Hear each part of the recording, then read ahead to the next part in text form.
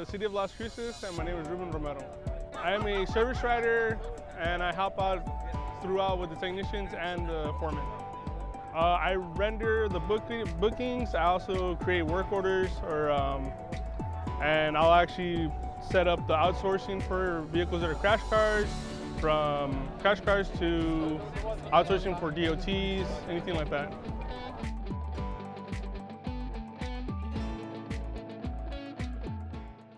The value is just, it's geared more towards the fleet side.